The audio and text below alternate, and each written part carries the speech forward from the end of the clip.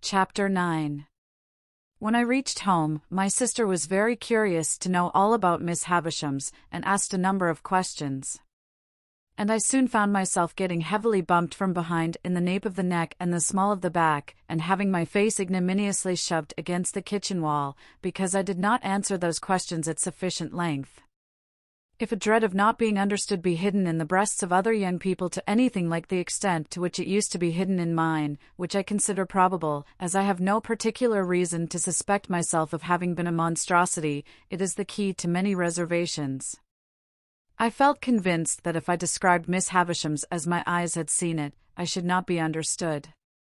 Not only that, but I felt convinced that Miss Havisham too would not be understood, and although she was perfectly incomprehensible to me, I entertained an impression that there would be something coarse and treacherous in my dragging her as she really was, to say nothing of Miss Estella, before the contemplation of Mrs. Joe.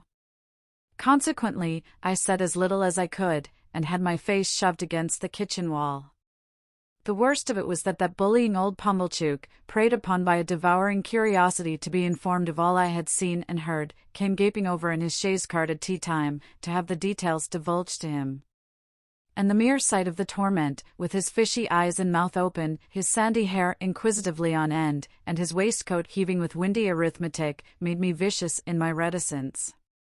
"Well, boy," Uncle Pumblechook began, as soon as he was seated in the chair of honor by the fire. "How did you get on uptown?"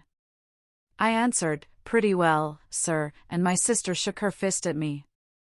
"Pretty well?" Mr. Pumblechook repeated. "Pretty well is no answer. Tell us what you mean by pretty well, boy?" Whitewash on the forehead hardens the brain into a state of obstinacy, perhaps. Anyhow, with whitewash from the wall on my forehead, my obstinacy was adamantine. I reflected for some time, and then answered as if I had discovered a new idea, "I mean pretty well." My sister, with an exclamation of impatience, was going to fly at me. I had no shadow of defense, for Joe was busy in the forge, when Mr. Pumblechook interposed with "No. Don't lose your temper. Leave this lad to me, ma'am, leave this lad to me." Mr. Pumblechook then turned me towards him, as if he were going to cut my hair, and said, "First, to get our thoughts in order, 43 pence?"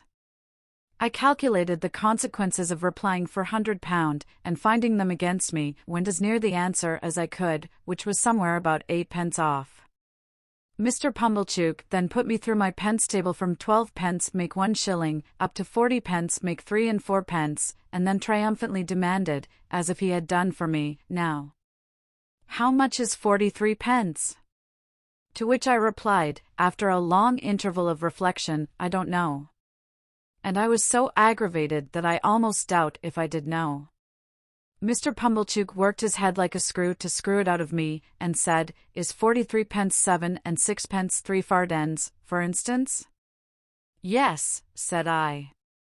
And although my sister instantly boxed my ears, it was highly gratifying to me to see that the answer spoilt his joke, and brought him to a dead stop. "Boy, what like is Miss Havisham?" Mr. Pumblechook began again when he had recovered, folding his arms tight on his chest and applying the screw. "Very tall and dark," I told him.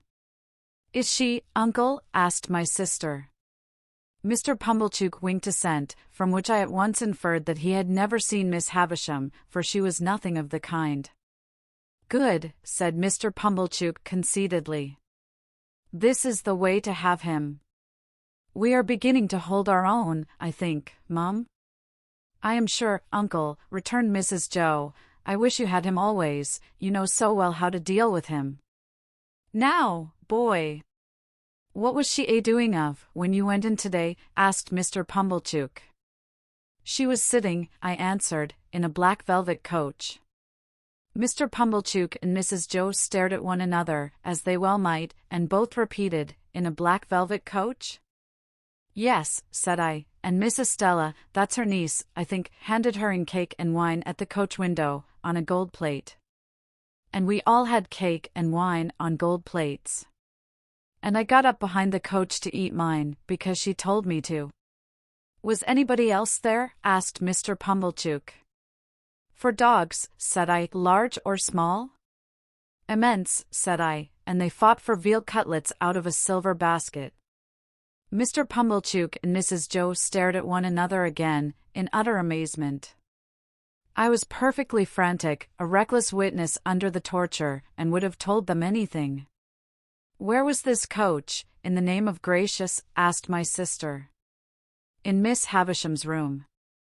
They stared again. But there weren't any horses to it. I added this saving clause, in the moment of rejecting 4 richly caparisoned coursers, which I had had wild thoughts of harnessing. Can this be possible, uncle? Asked Mrs. Joe. What can the boy mean? I'll tell you, Mum, said Mr. Pumblechook. My opinion is, it's a sedan chair. She's flighty, you know, very flighty, quite flighty enough to pass her days in a sedan chair. Did you ever see her in it, uncle? Asked Mrs. Joe. How could I, he returned, forced to the admission, when I never see her in my life? Never clapped eyes upon her. Goodness, uncle. And yet you have spoken to her? Why, don't you know, said Mr. Pumblechook, testily, that when I have been there, I have been took up to the outside of her door, and the door has stood ajar, and she has spoke to me that way. Don't say you don't know that, Mum. Howsever, the boy went there to play. What did you play at, boy? We played with flags, I said. I beg to observe that I think of myself with amazement when I recall the lies I told on this occasion. Flags, echoed my sister. Yes, said I. Estella waved a blue flag, and I waved a red one, and Miss Havisham waved one sprinkled all over with little gold stars, out at the coach window. And then we all waved our swords and hurrahed. Swords, repeated my sister. Where did you get swords from? Out of a cupboard, said I, and I saw pistols in it, and jam, and pills. And there was no daylight in the room, but it was all lighted up with candles. That's true, Mum, said Mr. Pumblechook, with a grave nod. That's the state of the case, for that much I've seen myself. And then they both stared at me, and I, with an obtrusive show of artlessness on my countenance, stared at them, and plaited the right leg of my trousers with my right hand. If they had asked me any more questions, I should undoubtedly have betrayed myself, for I was even then on the point of mentioning that there was a balloon in the yard, and should have hazarded the statement, but for my invention being divided between that phenomenon and a bear in the brewery. They were so much occupied, however, in discussing the marvels I had already presented for their consideration, that I escaped. The subject still held them when Joe came in from his work to have a cup of tea. To whom my sister, more for the relief of her own mind than for the gratification of his, related my pretended experiences. Now, when I saw Joe open his blue eyes and roll them all round the kitchen in helpless amazement, I was overtaken by penitence, but only as regarded him, not in the least as regarded the other two. Towards Joe, and Joe only, I considered myself a young monster, while they sat debating what results would come to me from Miss Havisham's acquaintance and favour. They had no doubt that Miss Havisham would do something for me. Their doubts related to the form that something would take. My sister stood out for property. Mr. Pumblechook was in favour of a handsome premium for binding me apprentice to some genteel trade, say, the corn and seed trade, for instance. Joe fell into the deepest disgrace with both, for offering the bright suggestion that I might only be presented with one of the dogs who had fought for the veal cutlets. If a fool's head can't express better opinions than that, said my sister, and you have got any work to do, you had better go and do it. So he went. After Mr. Pumblechook had driven off, and when my sister was washing up, I stole into the forge to Joe, and remained by him until he had done for the night. Then I said, before the fire goes out, Joe, I should like to tell you something. Should you, Pip? Said Joe, drawing his shoeing stool near the forge. Then tell us. What is it, Pip? Joe, said I, taking hold of his rolled-up shirt sleeve, and twisting it between my finger and thumb, you remember all that about Miss Havisham's? Remember? Said Joe. I believe you. Wonderful. It's a terrible thing, Joe, it ain't true. What are you telling of, Pip? Cried Joe, falling back in the greatest amazement. You don't mean to say it's— Yes, I do. It's lies, Joe. But not all of it? Why, sure you don't mean to say, Pip, that there was no black velvet For I stood shaking my head. But at least there was dogs, Pip? Come, Pip, said Joe, persuasively, if there weren't no veal cutlets, at least there was dogs? No, Joe. A dog? Said Joe. A puppy? Come? No, Joe, there was nothing at all of the kind. As I fixed my eyes hopelessly on Joe, Joe contemplated me in dismay. Pip, old chap. This won't do, old fellow. I say. Where do you expect to go to? It's terrible, Joe, ain't it? Terrible? Cried Joe. Awful. What possessed you? I don't know what possessed me, Joe, I replied, letting his shirt sleeve go, and sitting down in the ashes at his feet, hanging my head, but I wish you hadn't taught me to call knaves at cards jacks, and I wish my boots weren't so thick, nor my hands so coarse. And then I told Joe that I felt very miserable, and that I hadn't been able to explain myself to Mrs. Joe and Pumblechook, who were so rude to me, and that there had been a beautiful young lady at Miss Havisham's who was dreadfully proud, and that she had said I was common, and that I knew I was common, and that I wished I was not common, and that the lies had come of it somehow, though I didn't know how. This was a case of metaphysics, at least as difficult for Joe to deal with as for me. But Joe took the case altogether out of the region of metaphysics, and by that means vanquished it. There's one thing you may be sure of, Pip, said Joe, after some rumination, namely, that lies is lies. Howsever they come, they didn't ought to come, and they come from the father of lies, and work round to the same. Don't you tell no more of 'em, Pip. That ain't the way to get out of being common, old chap. And as to being common, I don't make it out at all clear. You are uncommon in some things. You're uncommon small.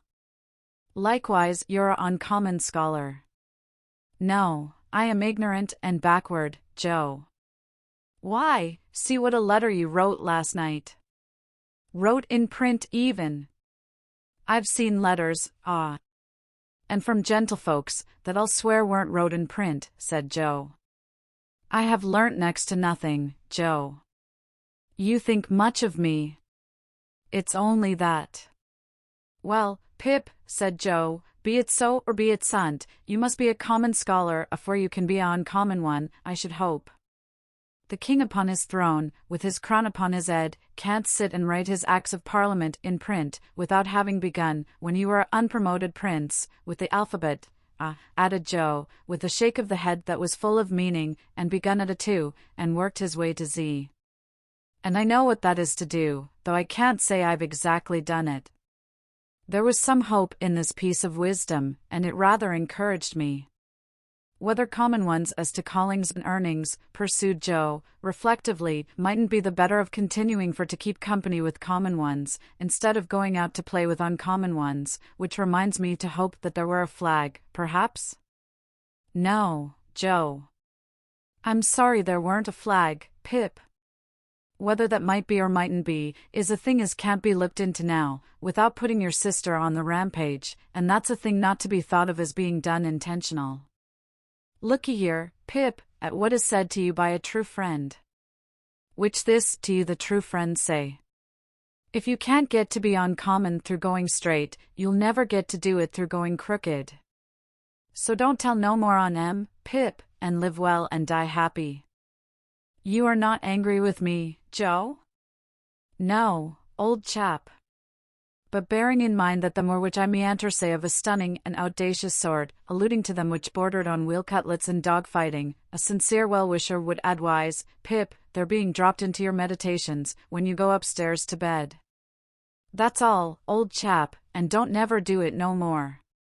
When I got up to my little room and said my prayers, I did not forget Joe's recommendation, and yet my young mind was in that disturbed and unthankful state, that I thought long after I laid me down, how common Estella would consider Joe, a mere blacksmith, how thick his boots, and how coarse his hands. I thought how Joe and my sister were then sitting in the kitchen, and how I had come up to bed from the kitchen, and how Miss Havisham and Estella never sat in a kitchen, but were far above the level of such common doings. I fell asleep recalling what I used to do when I was at Miss Havisham's, as though I had been there weeks or months, instead of hours, and as though it were quite an old subject of remembrance, instead of one that had arisen only that day. That was a memorable day to me, for it made great changes in me. But it is the same with any life. Imagine one selected day struck out of it, and think how different its course would have been. Pause, you who read this, and think for a moment of the long chain of iron or gold, of thorns or flowers, that would never have bound you, but for the formation of the first link on one memorable day.